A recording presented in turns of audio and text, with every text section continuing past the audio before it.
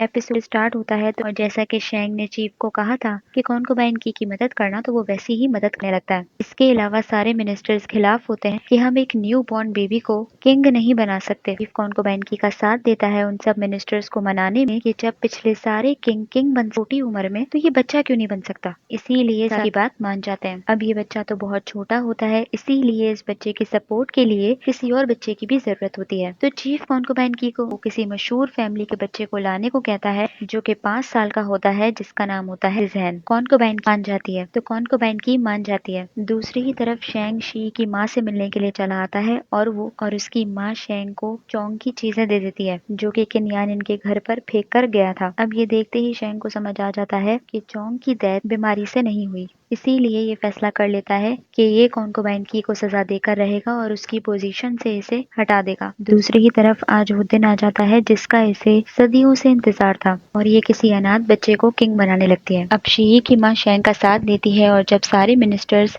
Ceremony में जाने लगते हैं तो वो उन्हें रोक दे, तो ये उनके दिमाग में शक डालने लगती है कि आप लोग एक न्यू बॉर्न बेबी को किंग बनाने के लिए कैसे मान गए। कहीं कॉन्कोबाइन की इसमें कोई साजिश तो नहीं। अब सेरेमनी स्टार्ट होती है और जब इस बच्चे को किंग मानने का टाइम आता है तो कोई मिनिस्टर नहीं मानता और इन लोगों को सच्चाई पता चल जाती है। इसीलिए कॉन्कोबाइन से पूछते हैं कि हमें पता चला है कि किंग हुई के बेटे की पैदा होते ही डेथ हो गई थी और ये बच्चा उसका नहीं है। तो कॉन्कोबाइन ऑब्वियसली ये बात मानने से इनकार कर देती है। अब सच क्या है ये जानने के लिए सारे मिनिस्टर्स शी को बुलाने लगते हैं, क्योंकि सिर्फ वही वाहिद थी जो कि इस कॉन्कोबाइन के साथ पैलेस में रुकी थी, तो उसे कुछ न कुछ तो पता ही होगा। तो चीफ शी को बुलाने के लिए चला आता है, मगर उसे साथ लेकर जाने से पहले वो उसे कोई पेपर दिखाता है। अब शी जब वहाँ आती है तो सारे उसे सवाल करने लगते हैं कि जब तुम पैलेस में थी तो क्या तुम किंग हुई से मिली थी। तो शी झूठ कह देती है कि हाँ मैं मिली थी और पूरे तरीके से कॉन्कोबाइन को फंसा देती है, ये कह के कि किंग हुई ने मुझे सच्चाई बताई थी कि उसके बेटे की पैदा होते ही डेथ हो गई थी, ये बच्चा उसका नहीं है।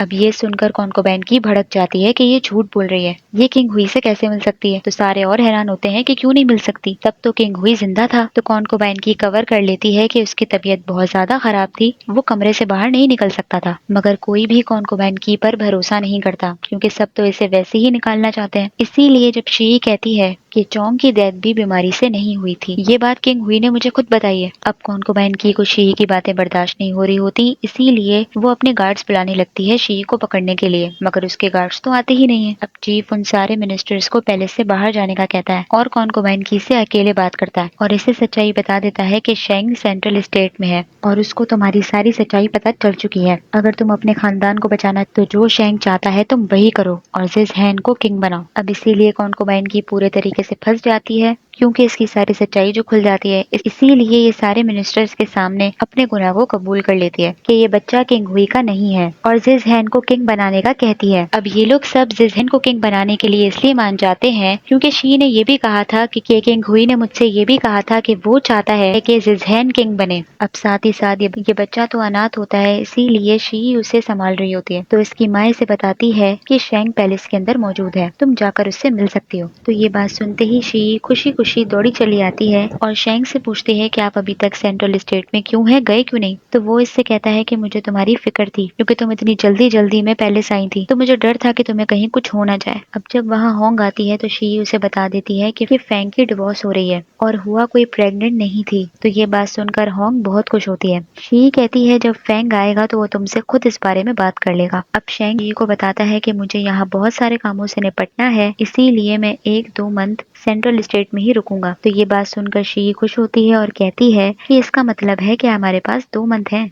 अब शेंग इस बच्चे को भी अपने साथ वेस्टर्न स्टेट लेकर जाने का कहता है कि इसका दुनिया में कोई नहीं है तो मैं इसे पालूंगा, क्योंकि इसने तो वैसे भी बहुत अनाथ बच्चों को पाला है। जिजहैन भी छोटा है, उसे भी टीचर की जरूरत होती है, इसीलिए शेंग शी को उसकी मास्टर बना देता है कि तुम अब से इसे डिसिप्लिन सिखाओगी। अब इतने में ही जीजिंग वहाँ आ जाता है और शेंग के सामने ही कहता है कि मुझे शी से अकेले में बात करनी है, इसीलिए शेंग वहाँ से चला जाता है। अब जीजिंग फौरन शी का हाथ पकड़ लेता है और इसे शादी की काफी जल्दी हो रही होती है कि नेक्स्ट मंथ ही शादी करने का कहता है, क्योंकि इससे ये भी पता चल जाता है कि इस पैलेस में शी को सही तरीके से नहीं रखा गया, इसीलिए इसके रहने का अच्छा इंतजाम करवाने लगता है। अब दूसरी तरफ सारी लड़कियां शी से कहने लगती हैं कि आपके मास्टर दिखने में कैसे हैं, क्योंकि अब तो वो ग्रैंड अंकल बन चुके हैं, तो शायद अब तो वो अंकल टाइप ही लगते होंगे। मगर शी शेंग की तारीफों के पुल लगती है कि उस जैसा कोई नहीं है, और जब वो लड़कियां शेंग को अपनी आंखों के सामने देखती हैं तो उसे बस देखती ही रह जाती हैं। दूसरी ही तरफ शेंग को खबर मिलती है कि कॉन्कोबाइन की अपने बाल काट रही है, इसीलिए वो इससे मिलने चला आता है।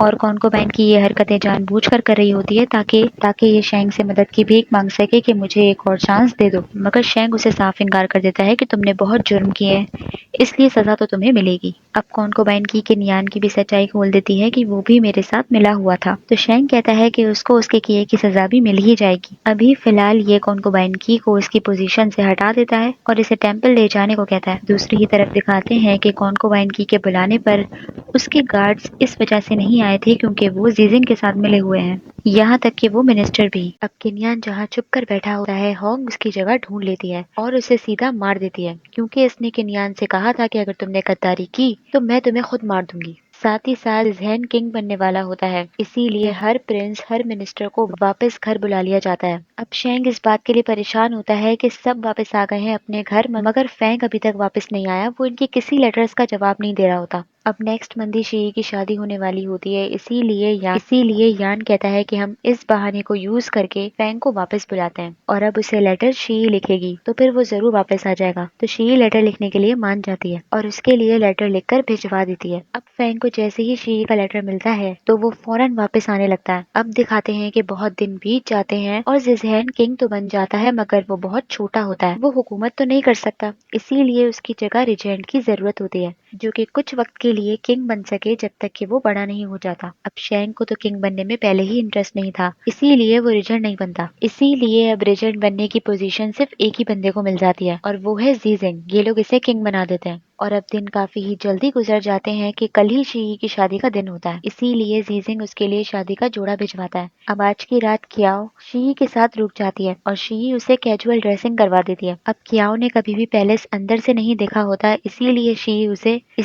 शी उसे पैलेस अंदर से दिखाने के लिए लेकर आती है। अब कल शी की शादी हो रही होती है, इसीलिए शेंग उदास होता है और उसका दिमाग गेम पे होता ही नहीं है। तो यान कहता है कि कल तो वो किसी और की हो जाएगी, तो क्यों ना तुम आज जाकर उससे आखिरी बार मिल लो। तो शेंग मना करने लगता है। तो यान उससे कहता है कि तुम कब तक अपने दिल की बातें अपने तक ही रखने वाले हो, क्योंकि तुमने आज तक अपने दिल की बात किसी को नहीं बताई कि तुम क्या चाहते हो। मगर शेंग उसके इतने बोलने पर भी उसे कुछ नहीं बताता। अब शी जब कियाओ को पैलेस लेकर जा रही होती है तो पीछे से शेंग और यान भी आ जाते हैं। अब यान तो चाहता है कि शी और शेंग आपस में बात करें, इसीलिए कियाओ को अपने साथ पैलेस के अंदर ले जाता है। कियाओ, मैं तुम्हें अंदर का पैलेस दिखाता हूँ, और जबरदस्ती उसे पैलेस की हिस्ट्रियां सुनाता रहता है और जानबूझकर उसे रोका रखता है। कियाओ भी समझ जाती है कि ये जानबूझकर मुझे यहाँ रोका हुआ है। वहाँ शी और शेंग आपस में पुरानी बातें करने लगते हैं जब वो उसके साथ वेस्टर्न स्टेट में थी। और अब शेंग को देखकर शी की आंखों में फिर आंसू आने लगते हैं, क्योंकि वो शादी जो नहीं करना चाह रही होती। अब वापस आने के बाद शी कियाओ को बता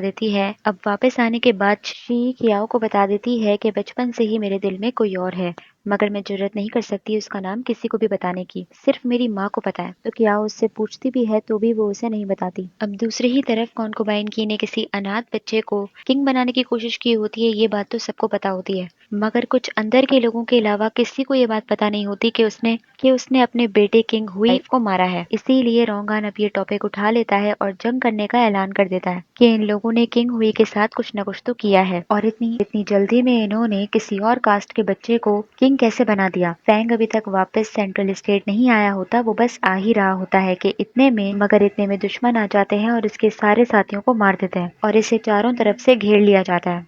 अब आज शी की शादी होती है, उसका दिल बिल्कुल नहीं होता शादी के लिए, मगर वो दिल पे पत्थर रख के शादी कर रही होती है। मगर जीजिंग बहुत ज्यादा खुश होता है, क्योंकि इसे तो सदियों से इंतजार था इस दिन का। अब शेंग यहाँ इसकी शादी में मौजूद नहीं होता, क्योंकि शी ने जो उसे मना किया था, इसीलिए वो कहीं और बैठा होता है। मगर बातें वो शी की ही कर रहा होता है कि मैं इसे यहाँ घुमाने के लिए लेकर नहीं गया, उसे बर्फबारी बहुत पसंद है। इससे रिग्रेट हो रहा होता है कि ये शी के साथ ज्यादा और टाइम स्पेंड नहीं कर पाया। और वहाँ जीजिंग और शी सारी रस्में शुरू करने ही वाले होते हैं कि इतने में जीजिंग का गार्ड घबराता हुआ आता है और जीजिंग को कोई न्यूज बताता है, और यही एपिसोड खत्म हो जाता है। तो गाइस, लाइक करना ना भूलिए, सब्सक्राइब भी जरूर कीजिए। Thank you so much.